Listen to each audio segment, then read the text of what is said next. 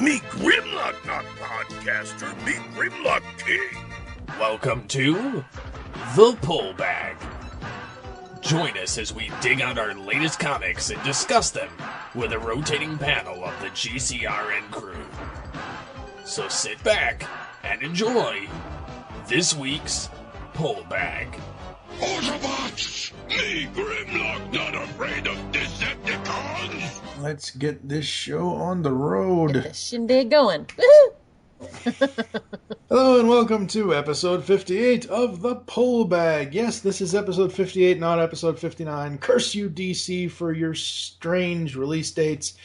Originally, episode 58 was going to be Bat Books, but we had to flip-flop with Cybertron and the Beast Hunters. I'm your host, Steve June Mike, and joining me is Lady Rack. Hello. Hello.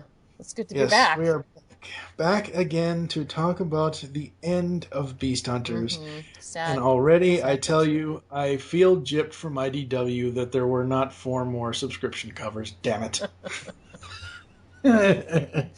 Because I usually don't say a lot of negative things about IDW because they're one of the more enjoyable comic companies for me. Yeah. And I gotta say, they really phoned it in with the retail incentives for all 4 of these issues. Kind of did. It's just kind of like, aw. It's almost like they knew that they weren't going to keep going. Just makes me so mad. All right, so last time in episode 53, we talked about the first 4 issues of Beast Hunters. Yep. Where were they by issue 4? We had just had the Dinobots meet the dinosaurs. Okay, yeah. It was the Monster Mash episode or issue. That's right. Monster Mash. It's true. True. Yeah. We had gotten a mystery, and then we had gotten 2 issues of a mystery, which they solved in 2 issues, and then we had a Monster Mash up in the other 2 issues. So the other 2 issues. Yeah. So it's down to the home stretch.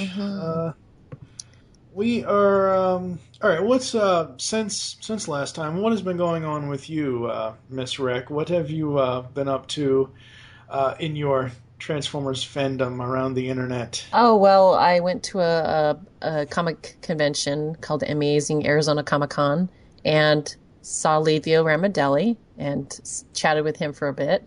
And then I've just been running things on the Underbase, so we've kind of scaled back to just covering the ongoing issues, just because I need a break. And if I take a break, the Underbase ends. So it's like, I'm the editor. I'm the person doing stuff. So like, okay, we're going to take a break. And everybody quite a few of our reviewers have needed to take breaks too. So it's just kind of, life is just hitting everybody. It's not necessarily the fandom. It's just life is happening, you know? Yeah. Well, the comics, I mean, that's at this point in time, you know, January, February, March 2014, we have no cartoon. No cartoon, yeah. We have new movie toys coming out, but... Yeah. Well, we just had, at least at the time of this recording, we just had the Transformers 4 Age of Extinction Super Bowl trailer teased, so... I don't even know. You didn't watch it?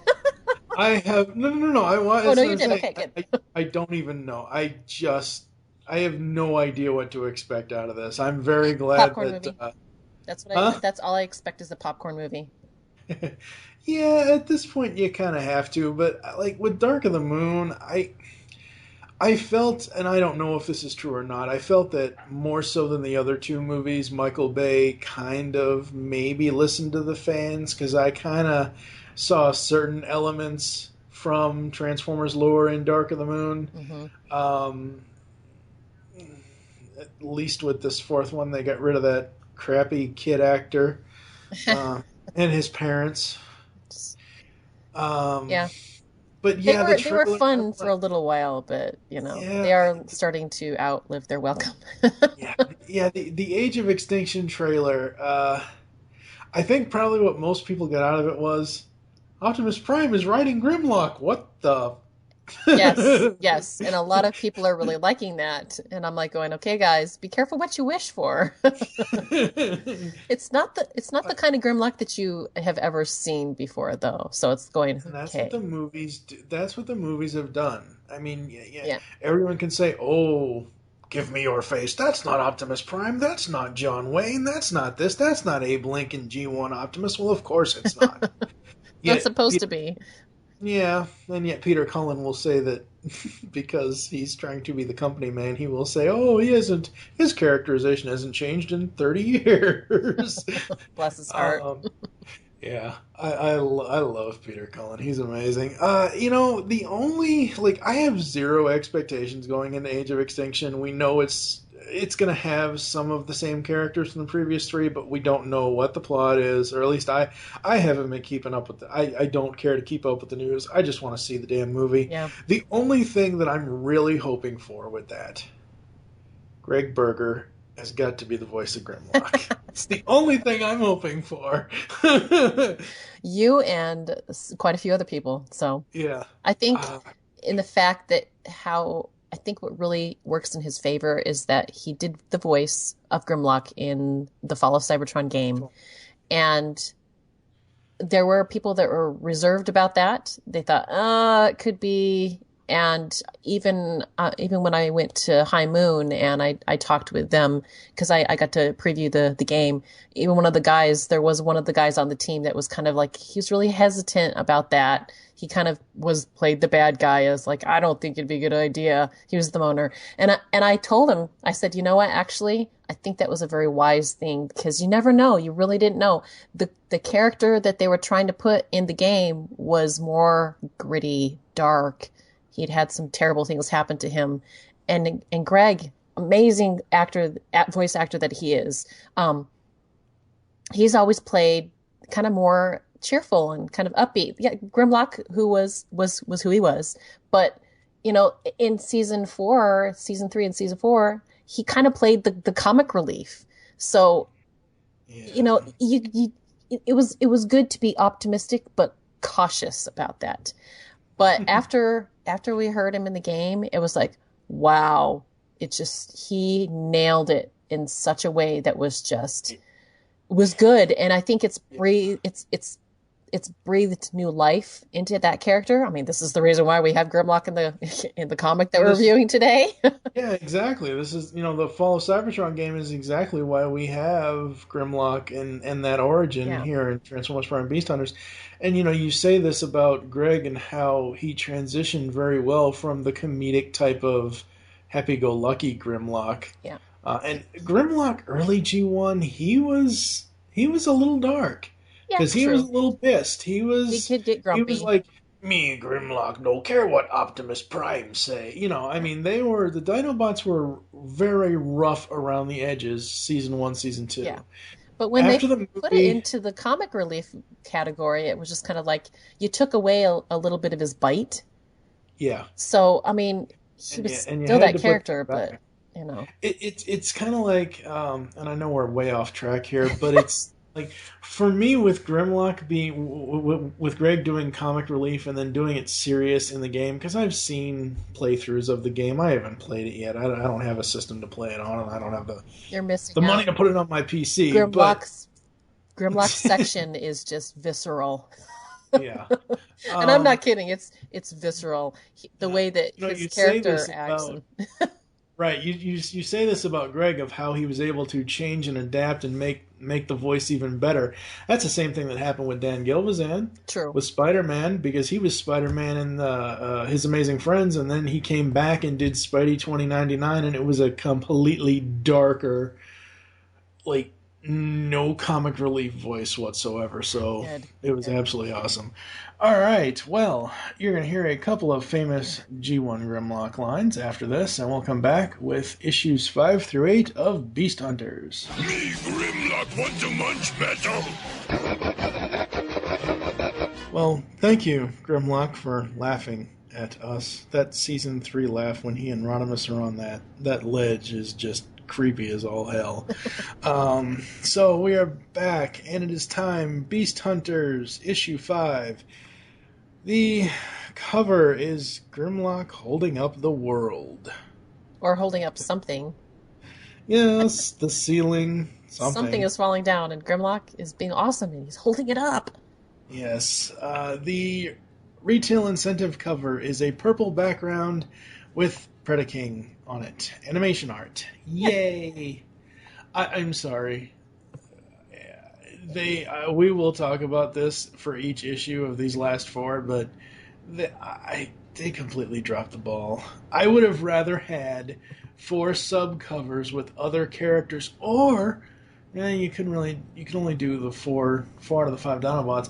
If you had 4 covers for the Dinobot profiles outside of this static shot of Grimlock, but where we had the Megatron profile, like a headshot basically. Yeah.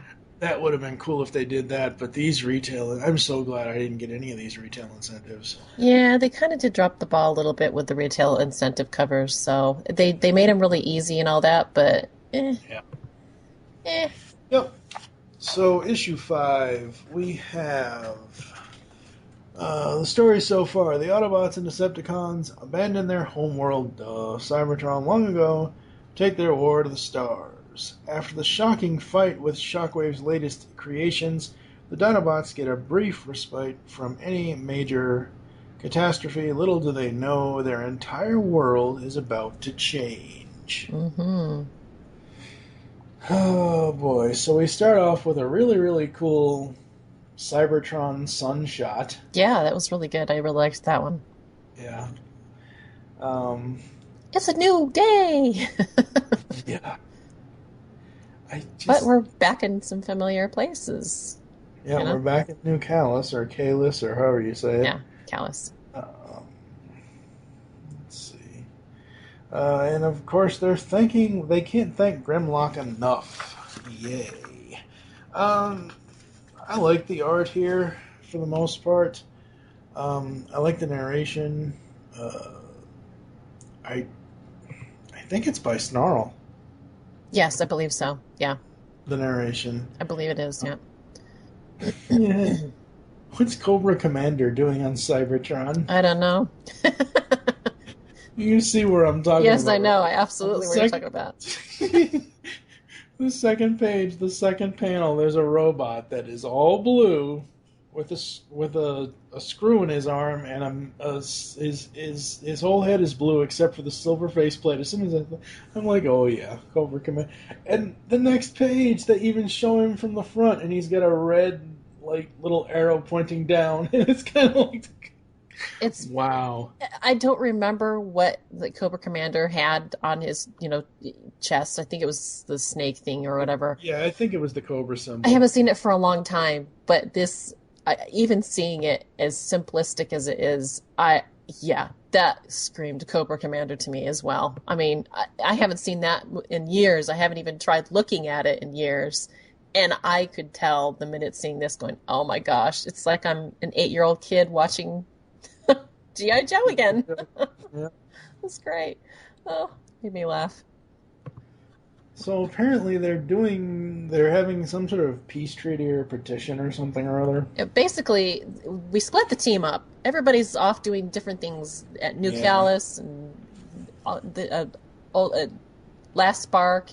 They're kind of putting their ducks in a row, I guess, and wrapping things up, which is kind of odd because I kind of felt like before this that the first 4 issues had kind of wrapped everything up at New Spark or Last Spark. Yeah. I keep on calling it the wrong thing now since I've read through the end. So Last Spark, yeah, and so but back on New Callus, they've left one of them in charge, Snarl, and they're just doing the same old. Instead of Grimlock being the one having to listen to everybody's woes, they send him off to go do something, which is actually kind of proactive since he was kind of getting a little, sitting in that chair. You do see that in one of the places, the chair is still damaged. Or wait. Or was that Snarl did it? These guys just tax everybody. No. Okay. All right. So the chair has been crunched already once by Grimlock, and we find that the the general population just brings these really annoying little things to the Dinobots and say, hey, we need some help with this. This wasn't handled right. And it taxes everybody's nerves, including Snarls, who up until now has been, pretty patient with everybody. And he was the guy that, helped out Grimlock. And now he's starting to see the mantle and how frustrating it is. Yeah. Yeah, I love Snarl. He's so awesome. I love all the Dinobots. I think they all are just amazing in this series because they're the wreckers. Except they're not the wreckers. Yeah, that's. I mean, and back in the day, back in Marvel times, the wreckers, when the wreckers weren't there, it was the Dinobots. The Dinobots, they're that special little team that's really tight knit. They have a lot of wise ass cracks, and they're really rough around the edges, and they know how to get things done. And usually, it ends with people's faces getting punched in. I hope nobody finds this offensive at all, but the Dinobots are the Marines of the Transformers. Don't mess with them, man. They'll bite your face off. I don't think that. I don't find that in any way or form offensive. They're tough. They're supposed to be tough. I mean, and some people might take it the wrong way. Oh, anyway, my cousin is a Marine. I think that he'd laugh at that. So we have this other bot that comes in who kind of reminds me of a cross-dressing C-3PO / Dot Matrix from Star Wars and Spaceballs. It's Scrouge! Giant red Autobot symbol on his gold chest. Oh my god, it's Iron Man. You're right, it does have an Iron Man look to it. But yes, it's Scrouge.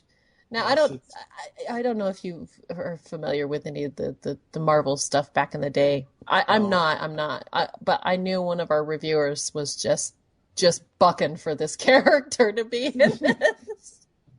And it just so happened that on Twitter, I think, he was, badgering Margaret about this. And this, of course, this issue is written by Margaret, right? And he's like, Scrouge. Yeah. It's like, oh. She's like, I can't stand no more Scrouge. Yeah. Eventually, she did put him in here. So, I guess there you go. But things don't really go very well for Scrouge. No. So Scrouge shows up, and Snarl yells at him. And then all of a sudden, fizz, whoosh! Because some giant blue light splashes and blasts into Cybertron. Mm. It's Cyberform from Earth. Because this issue has to take place right after Deadlock. Yeah. Because they say they're going to use the cyber matter to reform and rebuild. Not even after Deadlock. It has to take place after Beast Hunters. It has to take place after Predacons Rising. Yeah. Because that's when you get to the end of this and you see where it's at. Yeah. Right. So it makes sense. So it makes sense that the planet is now going under a cyberquake, because I just can't call it an earthquake. I'm sorry. Yeah. This is not Earth. Yeah, that makes sense. It's a cyberquake. Yes. So groundquake. Groundquake instead of earthquake. It's groundquake. Yeah, there you go. Yeah. Would they call their ground Earth, or would they call it ground? I don't know. Yeah. I honestly don't know. So we have all the other Dinobots, and there are people that they're with. Like Slag is in a cavern. Yes, I said Slag. Yes, it is Slag. Stupid stiff-ass Brits. It's all right. We call him Slag over on our show too. It's like, Slag. It just works. I mean, come on. Just does. He's that guy that just, he finds out that his name is offensive. He wears it with pride. Honestly, yeah. That's who he is. He's like, you know what? If it offends you, too bad. You know? Yep. That's Slag for you. Yeah. So, Slug, watch out! I said push. So they're trying to push out of whatever cavern they're in. Yeah. We go back to New Callus for a brief panel to show the devastation there, and then we see nothing but stars. Huh? What the hell? Is that the page where we have the whole blank page? Yeah. Yeah. I don't know if I don't know if I'd say that was stars or if it's just the lights go out because they are underground. Yeah, and maybe. The grit is just kind of filtering down, and yeah, that could be it. I never read it as stars because I knew they're already underground. So yeah, that's true. It could be the ceiling falling in on them. So we've got everybody basically making a mass exodus, and they're gonna head to the surface, a place that they haven't been in millions of years, maybe. Mm-hmm. Or a while. I mean, just since before everybody left. Back in, I'd say just before. Actually, just the last series, Rage of the Dinobots. They were in the open. Oh yeah, that's right. They were above ground in Rage of the Dinobots. Yeah. Okay. So for several cycles, they've gone underground for whatever reason. So after everybody left, they had to go there because their planet was dying. They're running out of energon. And then the whole, Transformers Prime happened, and they had to not be on the surface. Because then they'd, potentially run into characters as they, in the show, come to Cybertron and then leave and then go back and then leave again. So, I mean, it was happening, right? It's a damn shame they didn't bring back Greg Berger and Michael Bell. They could have voiced Swoop and Grimlock. But they weren't in the show. Well, that's what I'm saying. They could have had them in the show. Yeah. Could have. Could have. The key word being could have. I know it's over. Yeah. I should stop obsessing, but yeah. Oh. Yeah. So yeah, we've got this this mass exit from everybody, and we've got Slag and Snarl arguing with each other. Yep. These guys are. It's like I said, they're bros. They know each other. They function as a team, and even when they're taking stabs at one another, they're still they're bros, man. Oh, it's great. And then we find out what happened to Scrounge, and it's all Griffith's fault.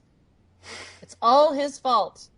Just next time you see Andrew Griffith, you say, "You're the reason why Scrounge is no longer with us." He'll just laugh, but seriously, heckle him a hard time about it.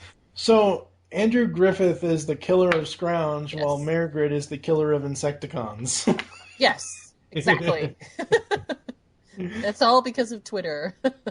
Yes, it's all Twitter's fault. Yeah, like I said, Grufflock was Adam. He was saying Scrounge over and over again. She says, if somebody says Scrounge one more time, I'm going to kill him. And then Andrew Griffith did that. It's like, geez, really? Come on, man.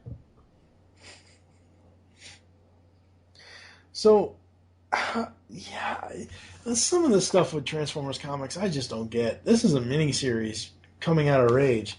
How did Blackout even get here? I don't know. Are they just throwing movie characters in just to have a new character? I think what it was is that they, to be honest, they needed to throw. I think they needed some con. They needed a con, just some random con. And hey, why not put somebody in that they've never seen before in this continuity? Because then we also find what happens to him as well. They needed somebody that could be a throwaway character. But to be honest, just in these few issues that we had him, his character just got built up, probably because he was hanging out with the Dinobots and especially Slag.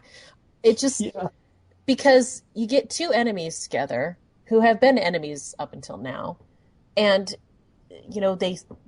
there's this conflict that they have to go through together, and there's this bonding moment, and they bonded really quick. And so it turned into this really, it was kind of nice to see just what, one Dinobot, or an Autobot / Dinobot, rough around the edges, finally meet like an enemy, and they're not on a battlefield.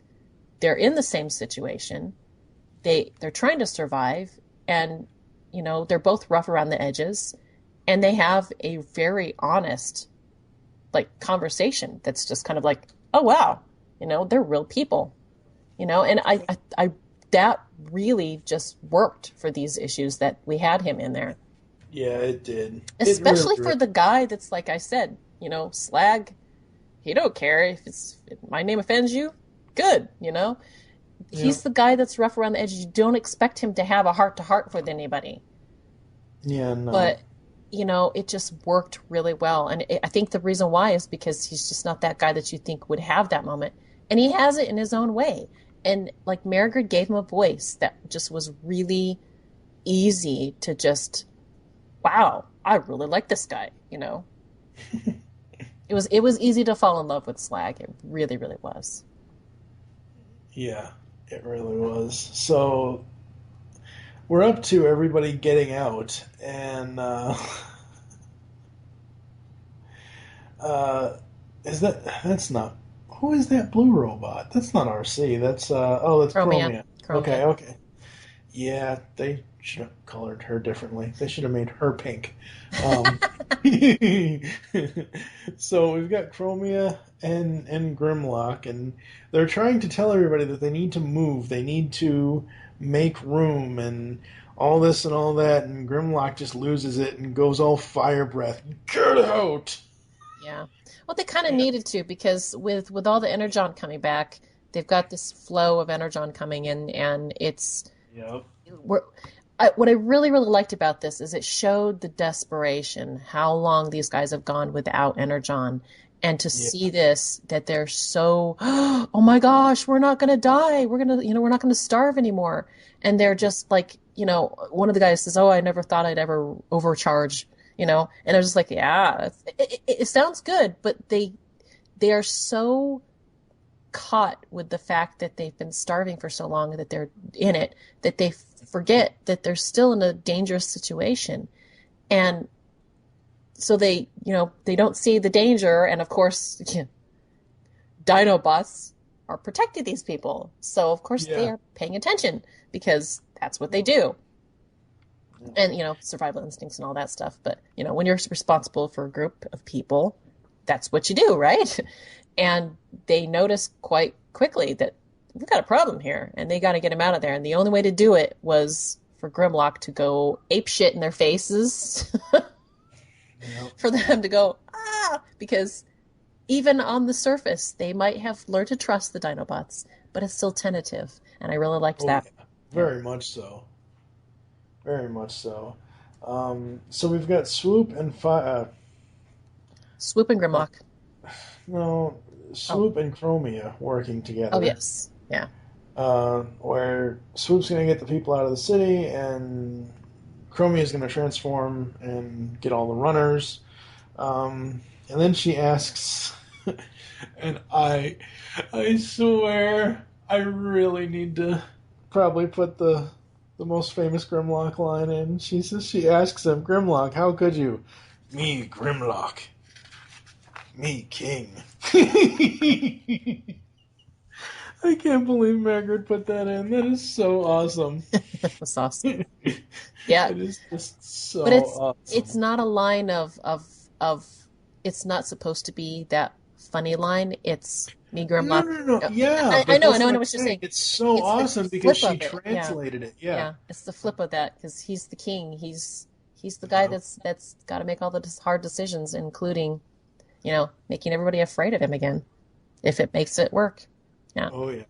Yeah, no. Yeah, I mean... I know you were trying to get at that, but... Yeah. Well, I mean, if it would have been the comedy line if he said, me Grimlock, not kisser, me Grimlock king. That would have been the comedy line. But yeah, I mean, it's just so awesome. So we transfer back to Slag and Blackout. And Slag's helping him out of wherever he's stuck. They then have to get everybody to the surface, and it doesn't look like it's going to be a very good run, because it ends with, Snarl, is it an attack? What do we do, sir? And Snarl's just like, I don't know, guys, I'm out. Yeah. I'm just the fill-in for this week. I have no idea what to do. So yeah, you kind of end on in an area where you're going, okay, wow, crap happens, right? Yeah. All of the Dinobots are in 3 different places, and they're split up. Now they've got a problem. Now what do we do? It was a good place to end, because that's a conflict, Joe. That's a conflict. Oh yeah, that's a very good place to end part 1, and it was just such a good issue. It really, really was.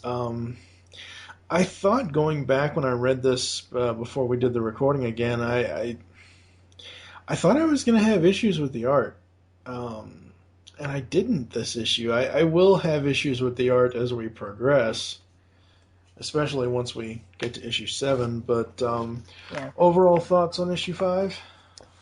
It's good to be back with Margaret again. She's really good at making conflicts and building these characters. So it was just kind of like, it was glad to see it again. She's doing all the building, and I'm really, really liking that. And this issue, the art there weren't really that many things that, it's got an organic feel to it. Some of the generic faces sometimes are a little too generic, I think. But other than that, it was great to see everything that happened in this issue. Cobra Commander. Yeah, that was awesome. Scrounge, the whole thing with that, and just to see all of these characters doing what they're doing. So, yeah, it was good to kind of come back to that. And I think, let's see here. At this point, we had no idea that it was going to be ending. So, no, at this point, they were still, pulling our strings saying, hey, it's an ongoing, yay. Yeah. You're teasing us with lies. It was all lies. Stupid editors at IDW. Actually, I think it was just poor sales. Yeah,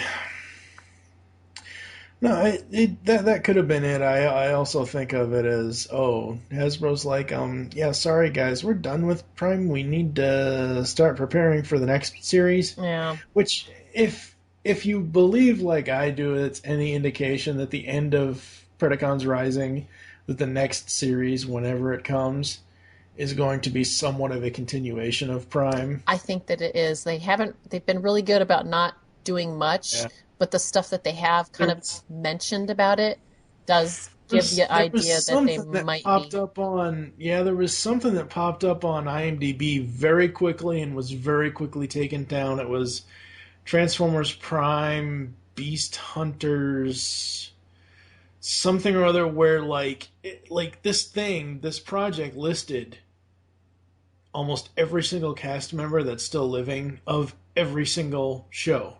Here in the U.S. that we've ever had. G1, Beast Wars, Beast Machines, Animated. It listed every voice actor that had ever had anything to do with any of those shows. Oh. And it was very briefly online, and then poof, it disappeared. Yeah.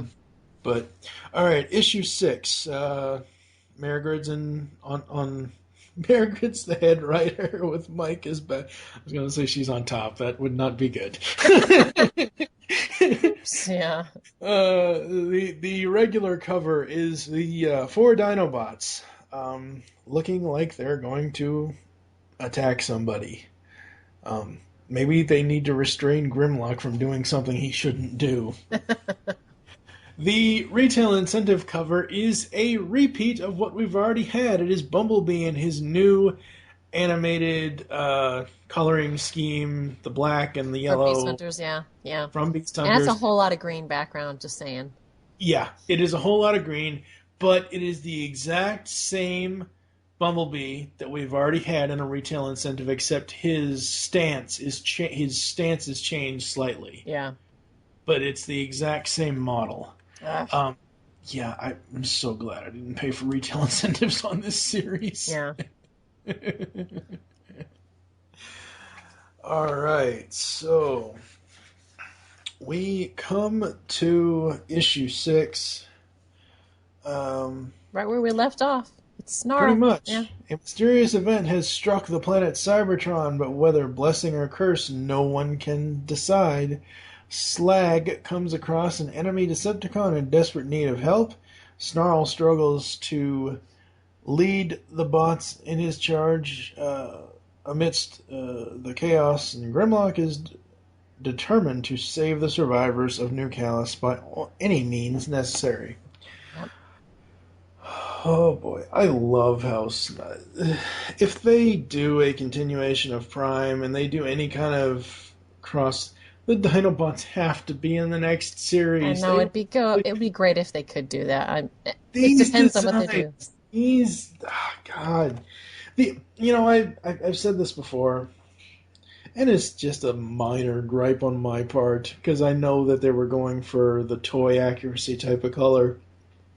I wish Swoop was blue, not red, but that's just the G1 fanboy in me. But other than that, the Dinobots designs in this series and in Rage, oh god, they need to adapt this into the next cartoon. They really do. Mm.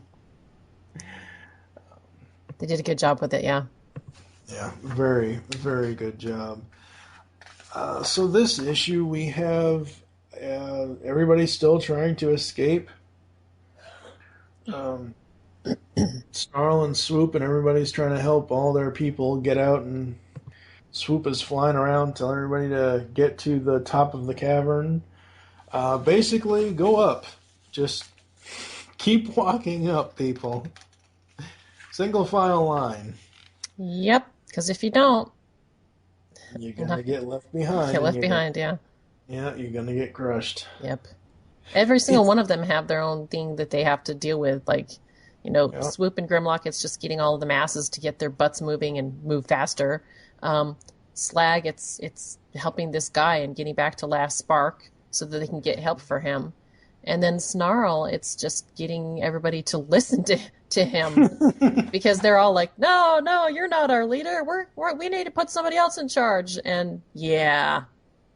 And they call him a coward on top of that, which is bad. You do not call a Dinobot a coward. No. Unless you want to die.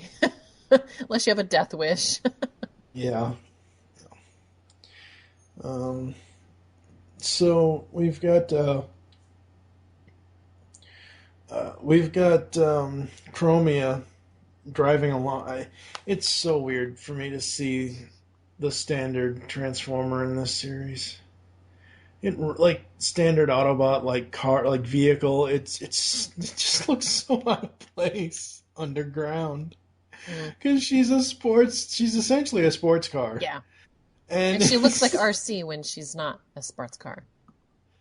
Yeah, that's confusing too. I'll get to my complaints about the show designs later. So we've got Grimlock raging out. And I'd like to almost say that he's bringing up the rear, actually. Yeah, but he's bringing it up with fire. Yeah, keep them going. That's why. There you go. That's keep moving. True. It's like if you don't move, I'm gonna burn you. I'll burn you, chomp you, and eat you for breakfast, or lunch, or dinner, or whatever. Yeah.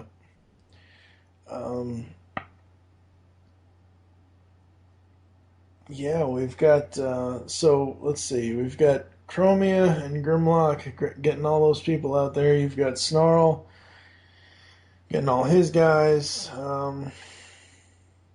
Is Scrounge still alive? No, they found an arm in the last. When they were digging people out, Scrounge. And they found an arm. That was it. That was all that was left. Huh. In the page where Slag says, "Shut up, if any bots want to stay, fine. But that doesn't make them right." Who's the gold Autobot who kind of looks like a poor imitation of Copper Kid from Silverhawks next to Snarl? That's a good question. I think it's just a generic. I think he was the guy. Actually, if you look in the last one, he was the guy that was kind of like his helper, standing next to him. You know, the dude taking his place basically, where he was standing next to Grimlock. Now they've got this guy. So I'd like to say that he was a guy that does not tax them in any way or form. He's actually got his head on straight, and he's like, you can stay, you don't bug me. Yes. Ladies and gentlemen, Lady Wreck is clairvoyant. Keep moving.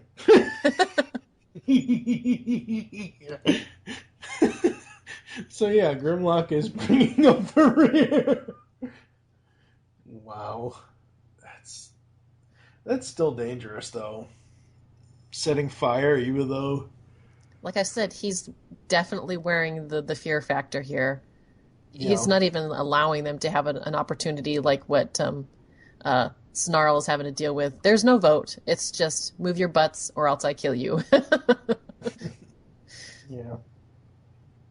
I'm doing this for your own good. And they're like, oh, you're so scary, Mr. Tyrannosaurus Rex. We're going to keep running.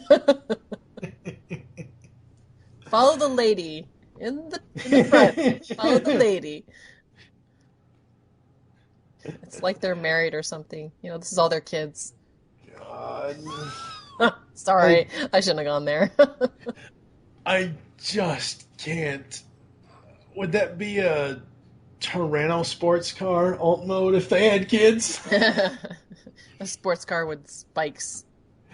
Wow. So we go to a more emotional, less socially charged part of the story. We should stop here before we encourage Tumblr anymore. Oh, God. Yeah. So we get back to Slag and Blackout. Is Sludge with them? Yes. Sludge and Slag. Sludge is the one that's kind of fixing him up, and Slag is the one. Right. Okay. See, I didn't realize that, though. I thought Sludge was off with Firestar somewhere. No, Firestar is alone in Last Spark, yeah. But, this whole segment with these two is just dark. It's dark. I mean, it's so, like, they're basically, having to take his leg off because he was leaking energon. And, like, they have to cauterize it, and it's dark. It's like, while Sludge is trying to fix him up and Slag is getting something, he's actually burning his leg to get it hot enough so that they can, cauterize it. Yeah. Cauterize it. It's just, I like how they did that because they make it relevant for them and their anatomy and all that. It was just like, wow, and it not only that, is that when they do it, it's like, it's just, it's so gritty. You don't expect this out of a little kid's, No. It's a good thing this series is not put in the all ages section of comic stores. Because, and the whole time you're saying this about them fixing his leg, all I can think of is, and I can't believe I'm actually going to utter these words, but poor Hotshot from Animated. Cybertron service will get you a new leg in 6 to 8 solar cycles. What? Oh, jeez. But anyhow, afterwards they wait for a little bit because his leg cools, and they say, all right, now I think his stump is almost cool, so we got to get started, we got to get moving. Which is, because they're back up against the wall. They have no idea what's going on, and they had the big earthquake thing, and now they got to get going because they want to go find out what's going on. But then, of course, the other thing is to get Blackout help as soon as possible. So, yeah. Yeah, they've got to get him help, and they cross as they're moving. I believe it's Sludge that says, "Watch out, this stuff is real slick." Yep. At the top of the next page. And all I can think of is a scene from Beast Wars when they're crossing the bridge to get to the Axelon, and they have, it's the very first episode where Optimus Primal and Dinobot were fighting outside of the Autobot ship. I was like, wow, I've recognized that cavern before. And not only that, is that it's funny because Slag has been the character that just like he just doesn't take crap from anybody, right? He's turned into Triceratops form, and he's carrying the guy on his back because he can't walk himself, and it's just kind of like, it's just to see that character be that guy is just it perfectly fits for him because they are in a rush, and it's just, he's being so much more helpful than, I mean, who knows? Several cycles ago, he probably would have just crunched him as soon as he found him. But this is a guy that is actually helping, and, it's just really cool to see that. Really cool to see that. Yeah. So, Blackout won't stay still, and he ends up toppling Slag over. Yeah. And he ends up holding on to the edge of the cliff. Yeah. We know Not only is he carrying the guy, but he almost like jumps after him as he's falling to keep him. He puts his own life at risk for this guy. So it was just like, cool. It's just cool to see that. It's like, oh, I love this character even more. And we go to the next one, and we go back to Grimlock and Swoop, and I love Swoop. I really do. Everyone's almost up, boss. Guess scared bots do run faster. He is that guy. He states the obvious that gets the little digs in. That he's just a chatterbox, and they've been really great about, I think showing that. He says the things. Just funny. To me, he seems like the more cheerful of all of the other Dinobots. And he says the things that are more funnier than everybody else does, but, so he is. Yep. And, we go back to Sludge, Slag, and Blackout, and we find out what happened there. Yeah, all three of them are about ready to go off the cliff. Because Sludge is already there. Blackout is holding on for dear life, and that isn't going to end well. No, it's not. So they're barely hanging on, and yeah. We skipped a page though. We did we missed the whole thing with Snarl, where he practically takes a bot's head off, and then throws his gun barrel in his face and says, "You know what? Don't ever call me a coward to my face unless you want your head taken off."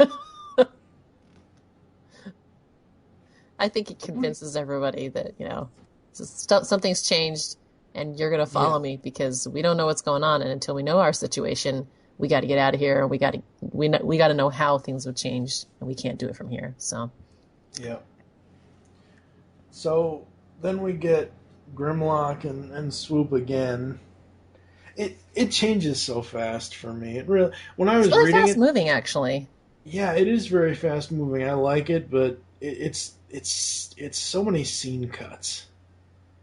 It made it my first read through kind of hard to follow. Yeah, and it took me having to read it, I think, a second, third time for me to go, okay, now I finally get what's going on, because it was very, very quick, and I wasn't quite sure at first where each of the Dinobots were, because I know that, Snarl was one place. It just took me a couple read-throughs to go, oh, okay, so these two are together, and these two are together, and this one's alone, and they're in 3 different places, and Last Spark, New Callus, and wherever Snarl was. Yeah. So, in a cavern. Yeah. It just, and then once I got all my ducks in a row and I figured out where I was like, okay, now I can actually figure out what's going on, so. Yeah, I do like Slag and Sludge. Slag, you guys okay? Popped a spring in my foot, and Blackout's almost offline, and I don't love heights. And just the fact that he's admitting it, like, at this point, he's like, I little known fact about me, I kind of don't like heights, but don't tell anybody that. Yeah. Ever. or else we'll I have never words. knew that Sludge's neck could work the way it is here. I like it. I think it's awesome that he's able to save them for the most part. Um, but I never knew Sludge's neck could work like that. Yep. Uh, When he let's see. needs So it, they're your neck will work like that. Yep. Yep. In the meantime, Grimlock and Swoop get attacked by the king of razor snakes. Yes. Luckily, they're at the very end of the group, because it would have really stunk if that razor snake tried to get everybody like right in the middle of the crowd. Yeah. There would have been more dead bots, but because it was at the end, Grimlock and Swoop have to contend with this creature. Mm-hmm. Don't mess with Grimlock. Yeah. No. It swallows him whole and he punches his way out. It's great. Oh. Yeah. Yeah. Grimlock punching his way out of anything is always awesome. Yeah, exactly. And then so they get done with the razor snake, and we get another page transition back to, I believe we are at Last Spark, because there's Firestar. Yeah. And there's Sludge. Well, what happens is once they save the two from over the cliff, they get on the other side, and Blackout, he's not going to be able to get it. He's not going to be able to go any further. And so he says, I will stay. Slag says, Slag, you'd expect him to be the one to run off. No, he stays with Blackout and sends Sludge back to Last Spark to get help. And he says, I'll keep him alive. You get there and, get back as soon as you can. And in the meantime, Blackout's like, he's not going to make it. He's like, don't even go there. He's like, he'll get back. And then they have this heart-to-heart, which is just, you don't expect. It's like, Blackout's like, do you think Primus is punishing us? It's like, why would Primus waste his time on us? Yeah. It's just, he's that guy. I mean, it's just, he knows that this is bad, but he's the guy that decided to stay with him. He's the one that made the call that they were going to split up. And you got to know that he's got to know that this is bad. Yeah. If he's talking about life and death and Primus, things are bad. Yeah. It's kind of like, Agent J, every so often I look up at the stars at night, and it's kind of like an MIB moment, but for Transformers. And then Sludge runs into the last two survivors of Last Spark, and it's like, oh, poor Last Spark. And all we have left is Firestar and Zoom. Oh, God, he's still alive. Damn it. Yeah, I know. You're like, oh, crap, he's still alive. So wait a second. Just because Griffith said Scrounge one more time, Scrounge dies, but Zoom gets to live, I call BS on that. Agreed. Especially since we already know enough about Zoom, the fact that he's that annoying little guy that you're like, oh, please. He's the little brother that will not leave you alone when you're like, no, you're not cool like us. Go play with your toys. He's wheelie without being wheelie. Yeah, he doesn't even have the rhyming. He's just... Yeah, I know. He's Blur's distant cousin, and nobody wants him around, which is the reason why this is his first time he's ever made an appearance in a Transformers comic. Or Zoom, right? He's Blur's distant cousin. That's funny. I love how Augustin did the bottom panel for Snarl. We were looking for you. I just love that, because I can totally see him throwing his giant neck and face into. It's like in your face, like. Ugh. Yeah. I can so totally see that. Or not only that, get this: Zoom is cowering. Yeah. Cowering next to Firestar. It's like, and yet the Zoom girl earlier is being awesome. And he's like, oh. And then Zoom earlier. How is Zoom a coward now when earlier he wanted to be one of the Dinobots, and they all told him, "No, kid, you don't know what it takes." Just wait, we're not done with him yet. God. Oh, goodness. So basically, everybody else the last panel is everybody else kind of breaks the surface and gets out of the underground. Yep. Because Grimlock was making them run, man. Yep. Of course, they're the first ones to get out. Yeah. After, taking care of the whole razor snake thing. Yeah. Yeah. So, yeah. him and Swoop, they come out at the end, seeing everybody. And guess what? They're all playing in the water again. Yep. So I guess it wasn't the end. Grimlock want to fish with Dinobots? You mean if they'll like him now after this? I'm so ripping that out of season 3. Grimlock's new brain. Nice. I gotta say though, over these two issues, I really and this is why I love the Dinobots in these comics. They give them more character than what we've ever known. Okay, for pretty much. So someone like me who has only really seen the Dinobots in the cartoons, like I said before, I haven't read any of the old Marvel stuff. I haven't read any of Furman's Maximum stuff, any of that kind of stuff. I just never did. And so me coming from knowing the Dinobots in G1, in animated, and all that stuff, it's like, wow, they're really giving each of these characters their own personality, their own design. I really love the dialogue, the narration throughout 5 and 6 from Snarl. Oh, yeah, absolutely. I mean, awesome. I've read some of the other stuff, and pretty much in everything else, it's been Grimlock and the Dinobots. The band, Grimlock and the Dinobots. Grimlock has all the personality, and the rest of them are, they just follow him. And there's not really a rhyme or reason to it. This is the first time, I think, that I've actually read anything with Dinobots that actually each individual one of them has a personality. They do different things. It's like they each have a role to play. Each one of them, they turned into a group of bros. They really did. And they all have their quirks. And you get to know really, really quick. Even it started out in Rage, and it just kept going through Beast Hunters, and it's just like this. This is their story, and I've enjoyed it because of that. Because they're a bunch of bros. They're hanging out, doing things. Yeah. They know each other's quirks. They are a tight-knit group, and anybody else that tries to get in on their group, they're like, no, you're not one of us. Don't even think about it. Because Zoom, the whole, I want to be a Dinobot. It's like, yeah, kid, you're not ready for this. Because he isn't, yeah. Yeah, no, he isn't at all. I mean, Zoom is far from ever being a Dinobot.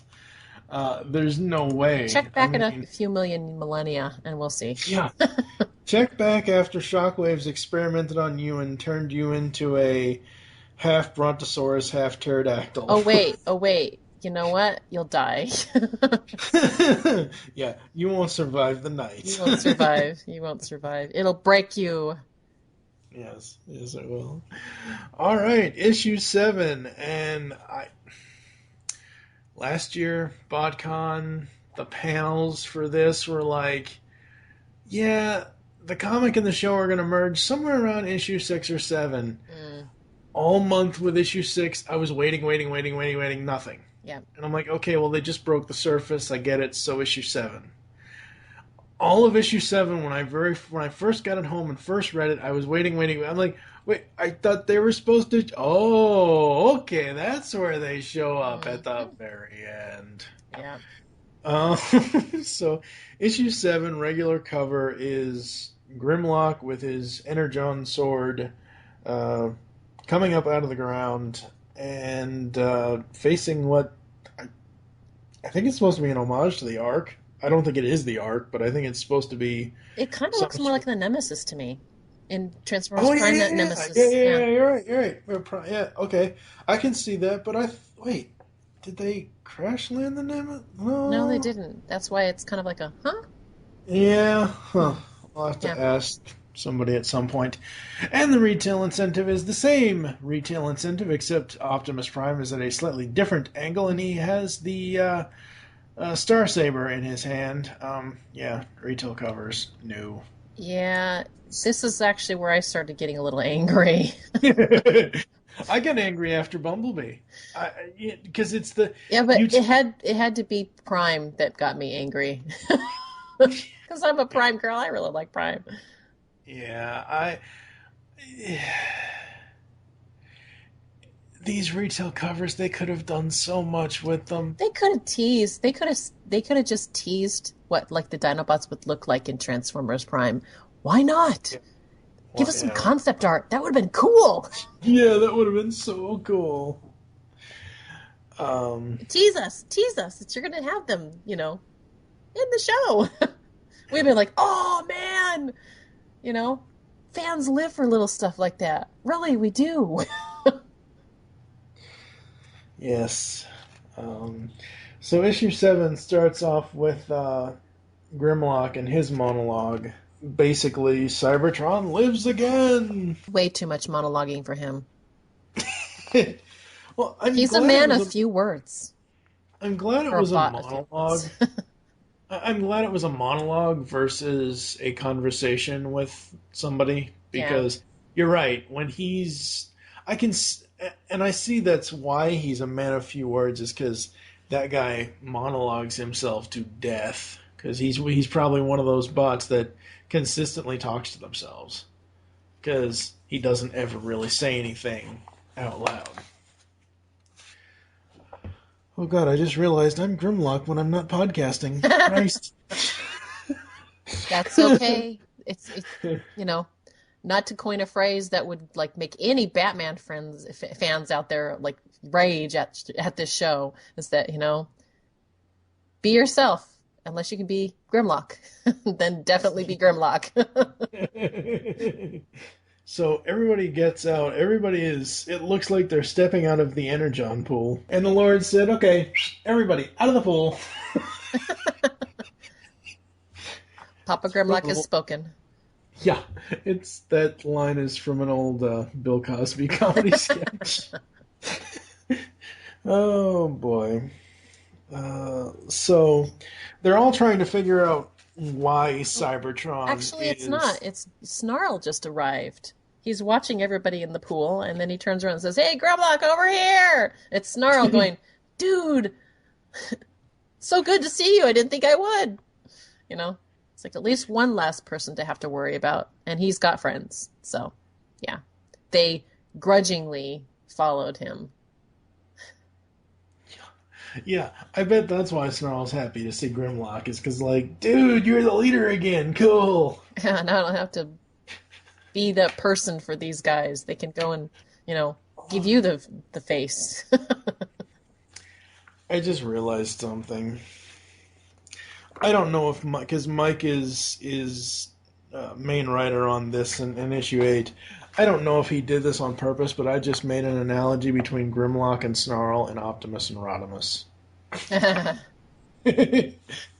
Nice. Sure, we'll kill you in the movie, Optimus, and make Hot Rod the new leader, and we'll give him X number of episodes until you return from space, and yeah, you're taking the Matrix back, so Hot Rod ain't no leader no more. Oh, boy. But at least in this case, Snarl is grateful that Grimlock is back, because Snarl wants nothing to do with the leadership role. I don't blame him. He had to, threaten somebody with your gun just to get them motivated. Yep. It's like they were ready to vote me out, and that was not okay.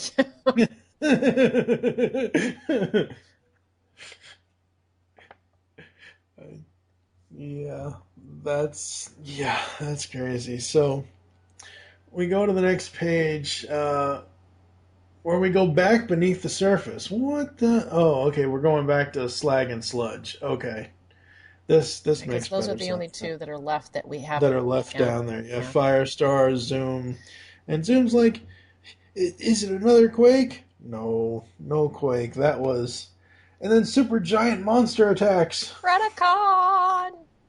Because if they don't call it Predacon because they don't know, well, it could be a forged. They could be like, oh, it's a forged. But no, it's big mouth creature. Rawr. Why is it when I see the bottom panel, all I can think of is, run, Forrest, run! As soon as I read Zoom, Firestar, run! All I can think of is Forrest Gump. Oh my god. Let's not forget that while they're up on top, they get a broken transmission saying they're Autobots and K-On! And everybody's like, okay, that's where we're going. Yeah. And, Grimlock's like, wait a second. Why are we, let's make sure that we get everybody together first before we take off. He's being the leader. He has not left that mantle. And even though everybody's like, no, we're going to go. It's like, no, we're going to wait. So. Yeah. Yeah. Yeah. Yeah, and that's where we kind of are, because we see this confrontation between Sludge and this new... I'd say it's a Predacon. It's absolutely a Predacon. Okay, it might be a Predacon, but it's not any Predacon we've seen. No, it's not any Predacon we've seen in the comic or the show. Yeah, yeah. Like I don't think this is Darksteel or whatever the other one was called. It's a beast. It's a beastie beast. Not a Dinobot looking beast. It's like definitely looking Predacon-ish, but it's one of Shockwave's early experiments, his early failures. Well, and this is the one that basically is the conflict from here all the way into the end of the series. Yeah. He continues to come back over and over again, like a predator would. So. And then we get the argument between Chromie and Grimlock, and Slag made it out, and sadly Blackout didn't. Yeah. I was very disappointed with how that went, that there wasn't another, I don't know, a moment, where, like, all we basically saw in the last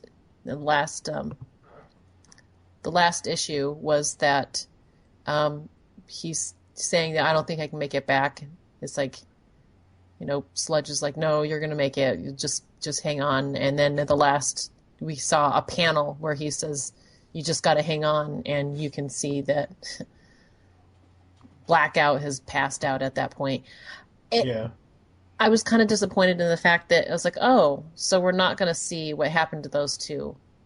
Because they had this thing going for 2 issues. They had this conflict. He's been sacrificing for him and everything. And then we didn't see that moment wrap up in this issue. And so I thought, oh, okay, that was abrupt. Because, it just felt like there should have been more than what there was. Yeah. Especially since a certain other character, which we'll get into in a minute here, got the scene that Blackout should have gotten. So. Yes. So he asks him, is Sludge with you? He went to get help from Last Spark. Thought he might even beat me to you. Everything's a race because bros are like that, man. I got to get there before, Yep. Sludge does. Yep. And then we have an attack on the Dinobots. We have the Forged. I assume it's the Forged. Yes, it's the Forged, yeah. Coming after them. Oh, yeah, it does say that. So we get Slag up top. He beat Sludge to getting to the surface.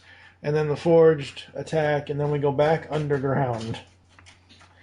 Yeah, as I just look through this, and I'm not really reading the actual... I'm looking at the story, but I'm not really reading it to read it, because that would be a boring podcast. Read every single line. But it's just one of those things where the scene changes really... They're a little too fast for me. Like, we had 2 pages of Slag on the surface, and then all of a sudden, boom, we got to go back to this other story so we can wrap this up. You were saying that it was rushed. Yeah, it kind of feels that way to me, and I don't know what it is. I thought that there were times, I remember when I did the spoiler-free written reviews on geekcastradio.com where I had issues with the art, And looking back on it, at least for 5 through 7, there's not many issues that I can see. That I don't know what I was seeing before. Maybe I was just letting the dark empire of Ender conflict me. But like, I don't know. I'm really liking the art so far, especially with this issue, because you have so many cool Grimlock moments. You have so many cool moments with the Dinobots in general. I think there's just a few little things that just. There's a few more. They're using the blackout silhouettes a little bit more in this issue. Oh yeah. I think the other thing that doesn't really help it is the fact that we get a whole page of monologue. You mean the front page? Yeah, but it just kind of slows it down a little bit. You know what I mean? When you do a monologue, it's going to instantly slow down your story. So it's just one page that's slow, and then it just picks up, and it does kind of feel like you're rushing toward a very, now that I've read it, now that I know where we're going to end, it does feel like it's speeding as quickly as possible to that end. You know what I mean?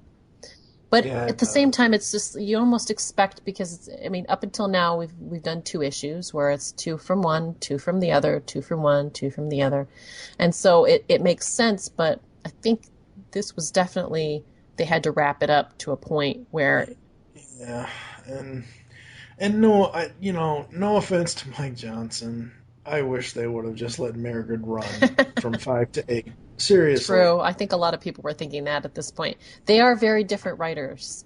They are. I have liked what Mike Johnson has done in the past, but I kind of got the feeling that, and maybe it was just because I got a chance to talk with both of them. Margaret is she's the firecracker. She is like enthusiasm extreme. Yeah, she is the fire star of the Transformers fangirls. Yes, she's just so enthusiastic about it that... Did I lose you? No. Sorry. Okay. She's just so enthusiastic about it that it's just... And when you put her next to anybody that's not as enthusiastic, it doesn't make them look like they're as enthusiastic. And I'm really sure that Mike Johnson is really great to talk to and stuff, but he seems that he's a little bit more introvert than her. And I think that can be interpreted as, he's just not her, But sometimes I think people can read a little bit more into that. And he hasn't talked with I don't know if he's talked with any other fans, but Margaret is she's on fire. She is enthusiastic to an extreme on this, and you can even see it in her writing as well. She's loving this, and I don't think it's Mike doesn't love it. It's just he's a different writer.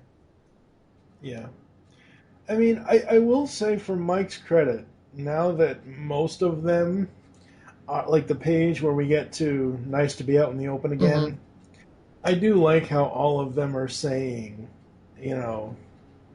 the Dinobots are saying different things, and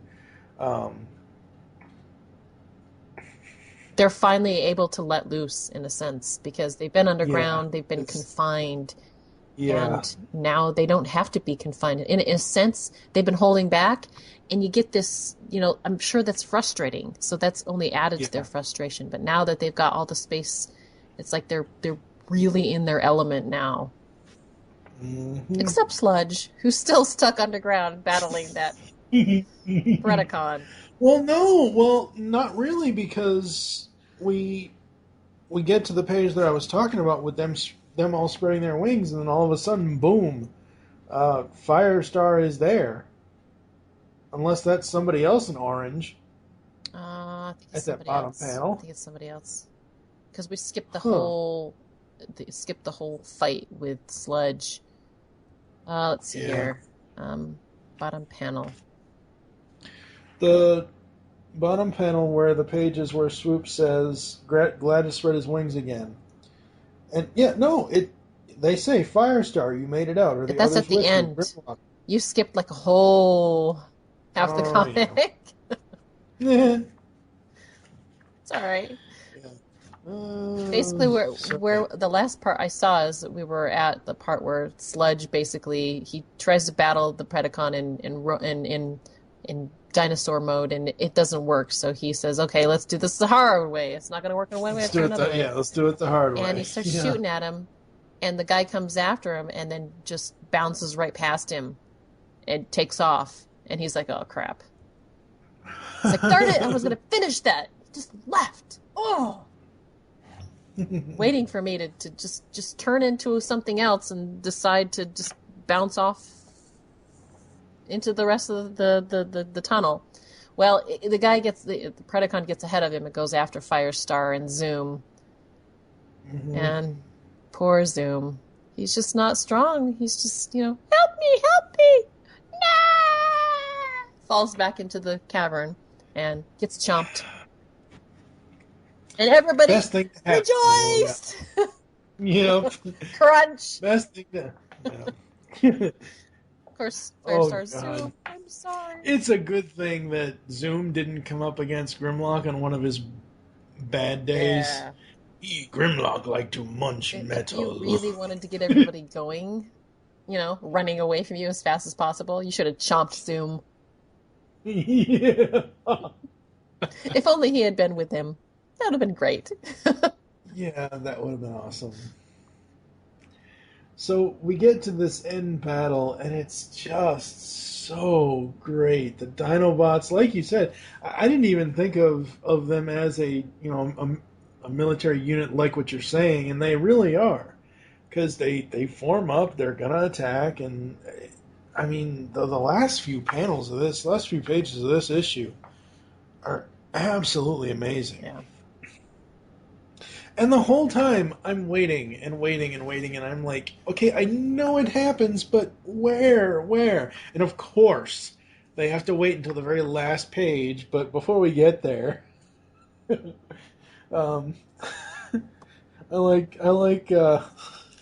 like Sludge.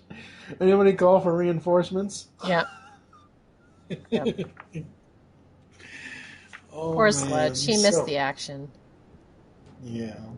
But not before finding Zoom and having a moment with him, which made me mad. Why did Blackout not get this moment? It's not fair. That little turd got it. It's like, really? It's like, who cares about Zoom? I cared about Blackout. Yeah. It's like, you thief. I'm glad you're dead. Yeah. It's like Sludge gave you more than what you deserved. Just saying. Yes, he... And then the final page. Hi, boys. It's been a while. Yep.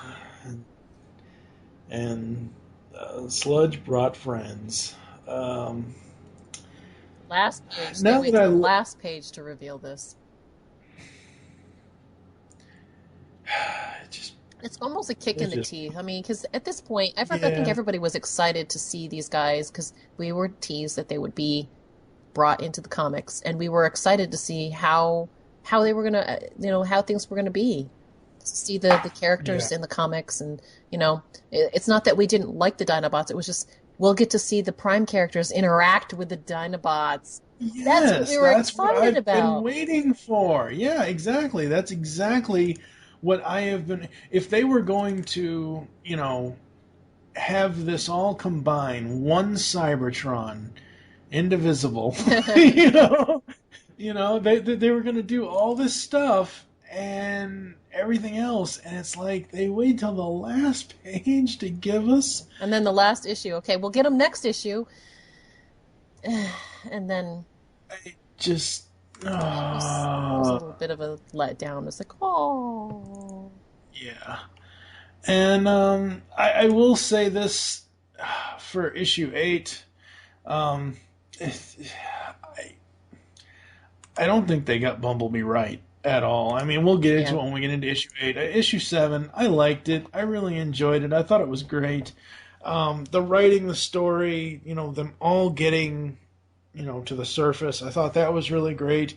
The art, for the most part, I didn't have an issue with at all. I thought I I don't think the remember. only issue that I had with it is the fact that you get the last fight where the Dinobots are forming up and the Predacons and everything's just, happening the way it is.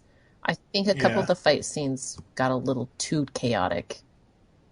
Like, it yeah. just, No, I can that see that. last one, I really couldn't tell. I know somebody got hit, and that was about it. And it's a mess.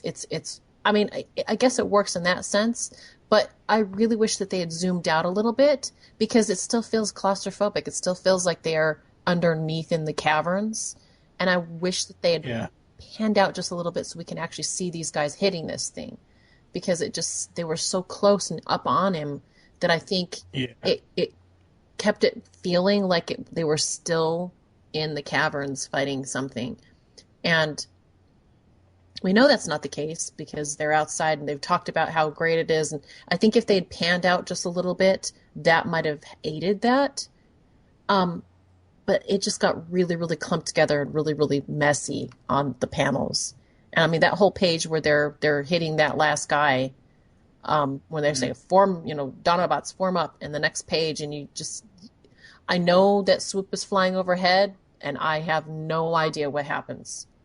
It's just like, yeah, big, thwack, thwam, crackoom, and it looks yeah. like somebody actually might have gotten hit by a tail, but I don't know whose tail it is. I'm just kind of like, I got lost, and that was a little frustrating.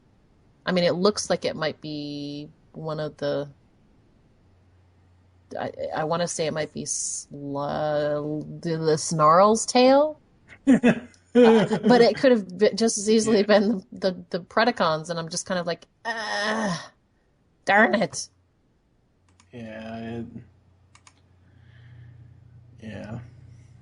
It's just a little frustrating on that, but it was just that page. Yeah. So Yeah.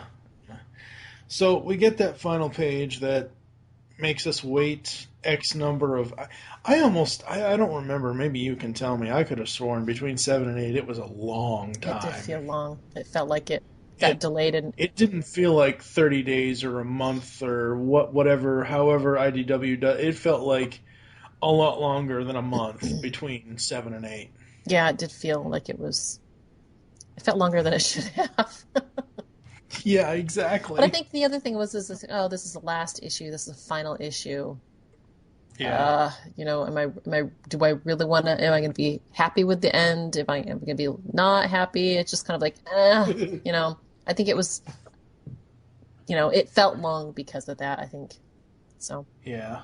Well, but yeah, we get. Find out right now. Issue 8. Mike is ahead on the writing for the final story with Marigrid and Augustin on art. And then the regular cover is Grimlock, Bumblebee, and RC with the rest of the Dinobots underneath them. They're all stomping towards the reader. Mm-hmm. And the retail cover is a white background with more Predaking art. Boo. Yeah. And you're not even quite sure because it's like zoomed up on his face and. Yeah. Yeah, no Predaking. Yeah. Predaking bad.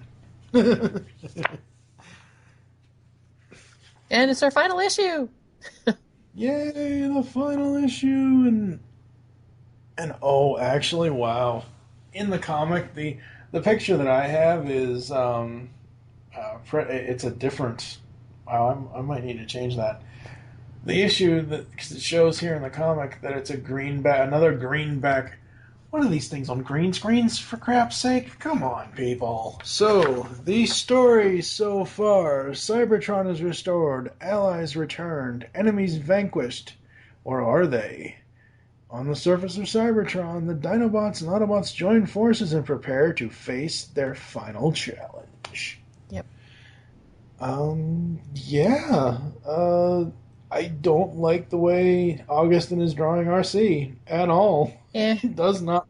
I know that it's a hard. I said this in a couple of the Turtles coverage for the new animated adventures, I understand that sometimes it's hard going from a 3D cartoon or a 2D cartoon or whatever into a comic. I understand I just don't like the way he's drawing RC. It just doesn't. It doesn't look like her. It looks like her, but it doesn't. It's pop. It's hard because there's not a lot of facial detail because her face did not have a lot of facial detail, and. Yeah.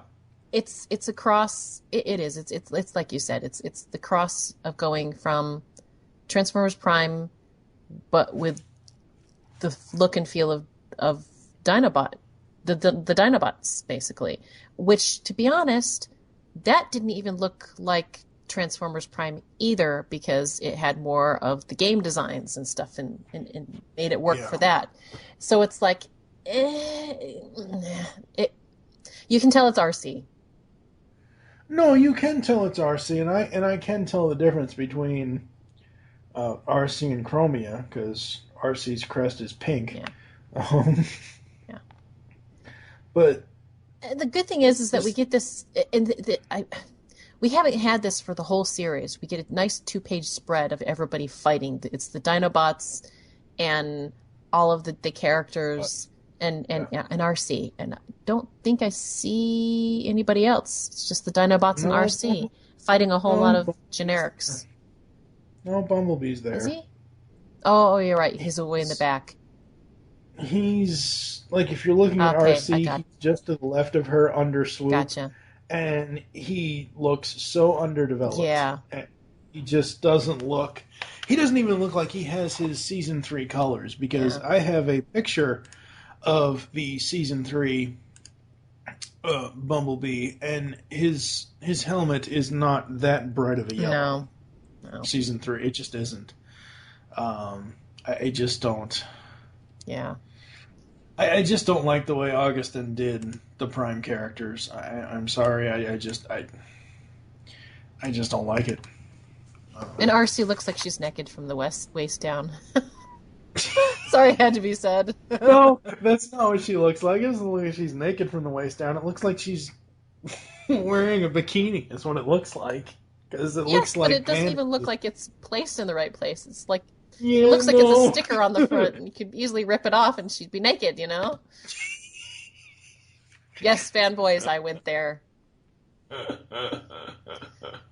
Oh wow! This is why I wanted your opinions on this series. Oh my god. Yeah. See, again, the next page, the bottom left panel, Bumblebee is in yellow and black, not black and yellow. That's the wrong color scheme. That's season 1, season 2. Yeah. Oh wow. It is what it is.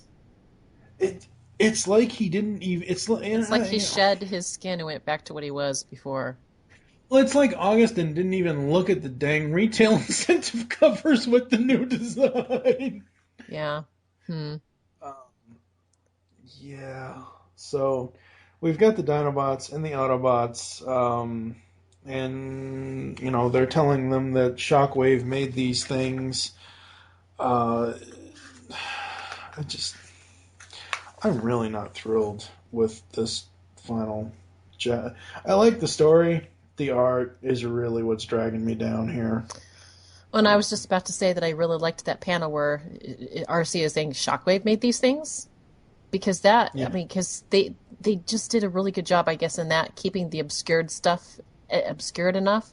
Like, I even accept most of the Bumblebee and Bulkhead, and it's just, this is the idea that I had before, where you pan out a little bit and you show these characters in a way that you can see that they have a little bit of space to breathe, because up until now that everything has been really up close. Everything is in your face, except the 2-page spread. Even the 2-page spread you're right in the grit of them fighting and killing and things. But there's just something about that panel in particular that just it really works, and I think it's because it panned out a little bit more and you could actually see it. Just it feels right, and the coloring actually worked pretty good on that page too. I mean.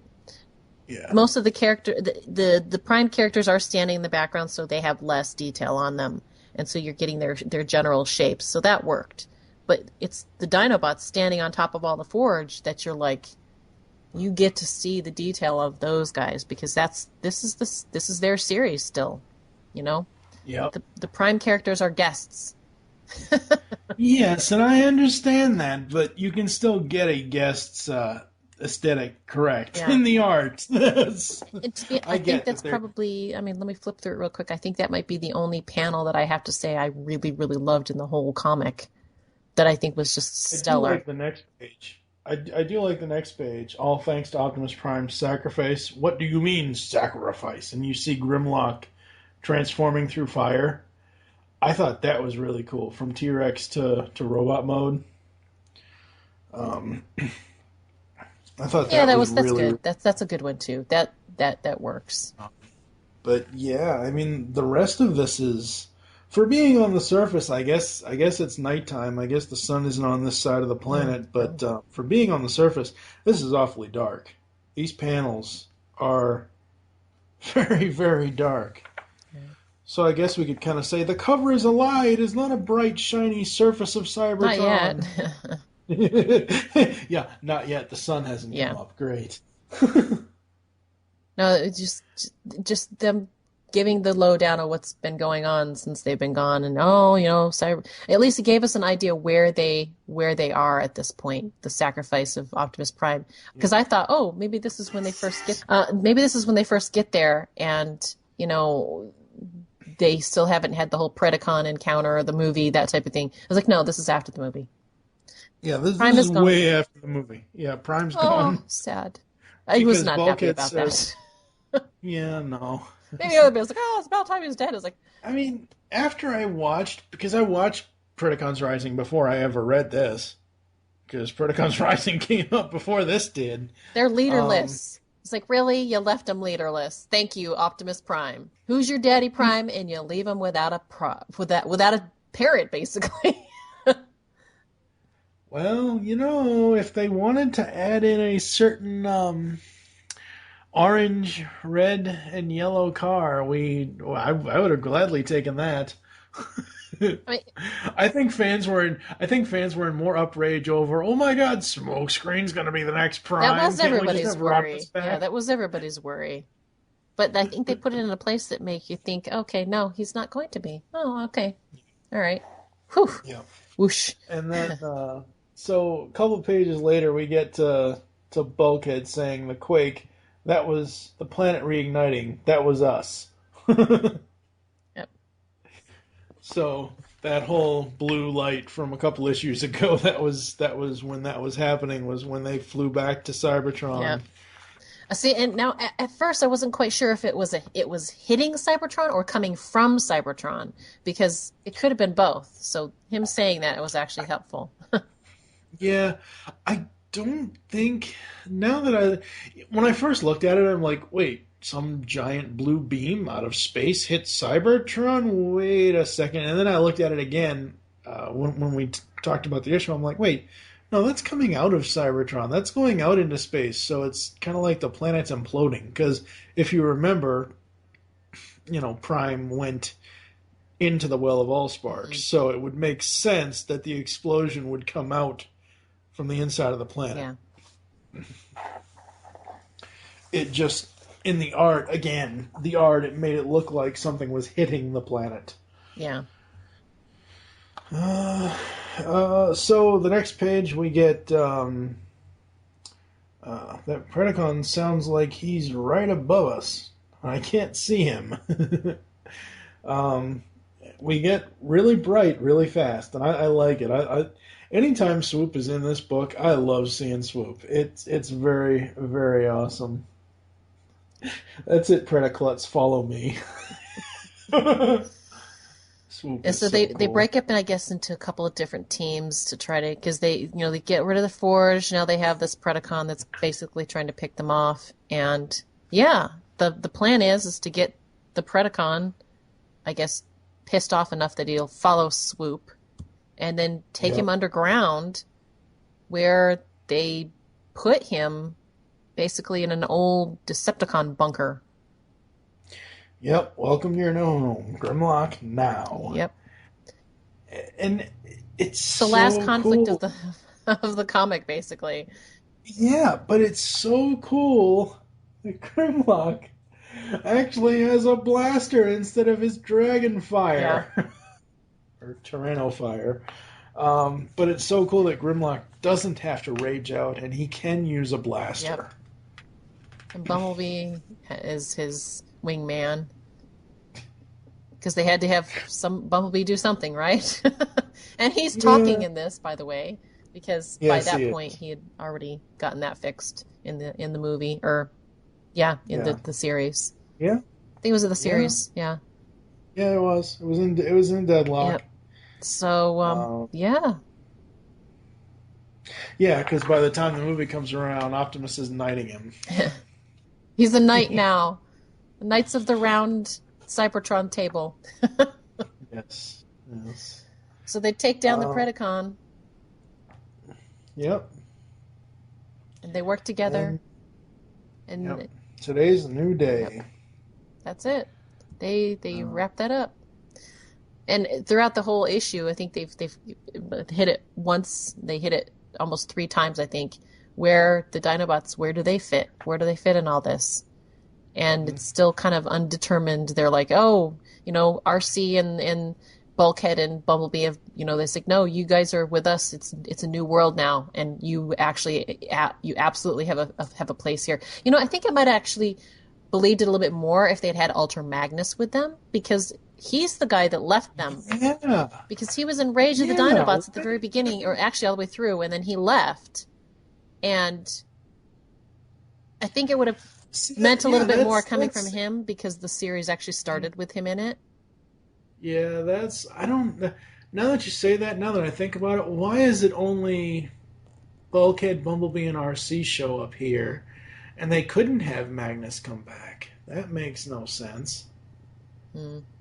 I It was kind of and odd. see, I actually thought that this page here, where RC is saying "you all belong here," I saw that giant Autobot symbol. I'm like, really? That's the end? Yeah, that's what I thought too, because of how it was placed.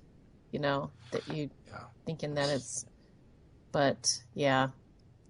And then we get the homage page, where they're talking about Optimus Prime's sacrifice again. Again, yep. And we get Grimlock show up, and he says, no, we're not going to stay with you guys. And it was like, what? Everybody's like, okay, cool. We're feeling it. We're going to stay here. And turns out that there are other people that need help.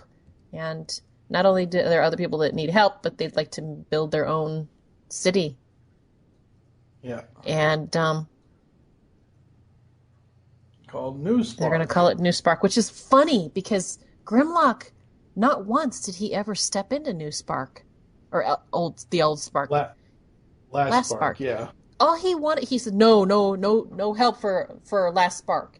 And then in the end, that's what he wants to call their the city that they're going to build. It just felt a little weird to me that they call it New Spark, because what connection did he have to it other than the fact that he was not happy with it? And now, I don't know. It's just, it was a really odd pick to me. It just felt like there was something missing. And that's Yep, and the final page at the very bottom it says the end for now. yeah. So this series is nothing but teases all the way through. Yeah. Yeah.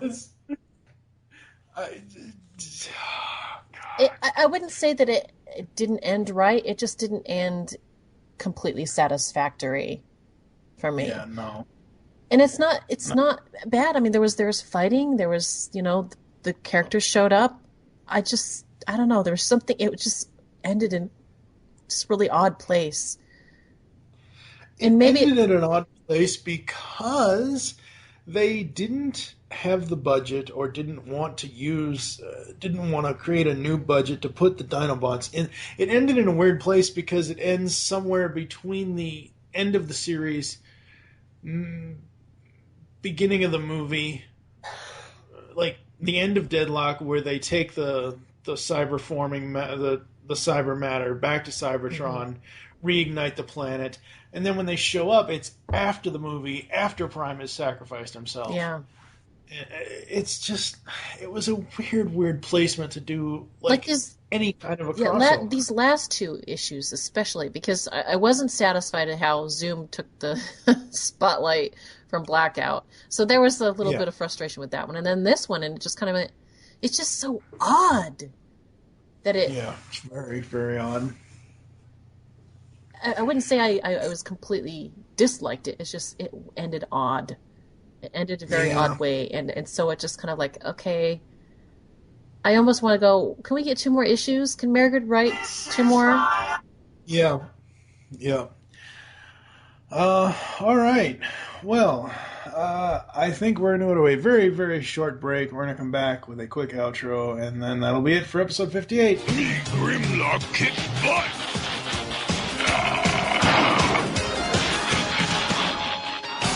It's action. It's drama. It's comedy. It's Decian, the superhero webcomic. Decian has superhero antics and sexy girls. Catch updates weekly at Decian.com and NoSuperPants.com. Hey Geekcast listeners, do you ever listen to Punisher Body Count and think to yourself, this show would be awesome if it had less toilet humor and was not about the Punisher? If so, join me, Emily Williams, as I class up the Punisher guys on Dane and Jake Get Classy. We're like the Oprah Book Club of comics.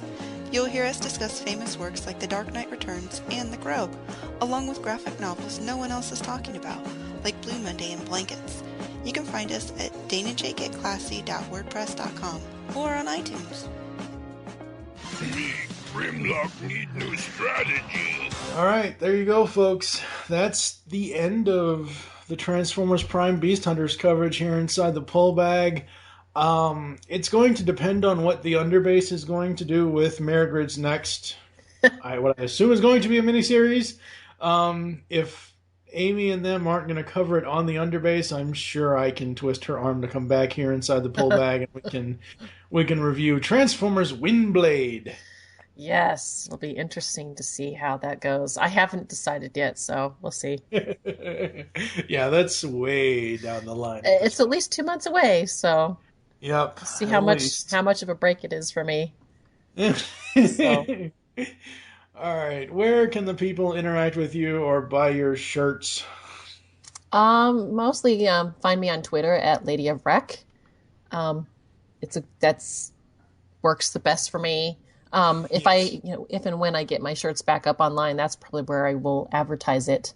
So, but yeah, that's where you can find me over on the Underbase as well. So, all right, yeah, you can find the Underbase in iTunes and on FullMetalHero.com. Be sure to check out all the stuff at GeekCastRadio.com. We've got our 5-year anniversary going on right now. And that's it for this episode of The Pull Bag. You are going to hear a .5 episode 58.5, where JT and I believe we're doing Turtles stuff. I have to look because I can't always remember every single thing I'm doing. Yes, next episode is TMNT New Animated Adventures numbers 4 through 7. So make your great escape into comics, and we will catch you next time. goodbye.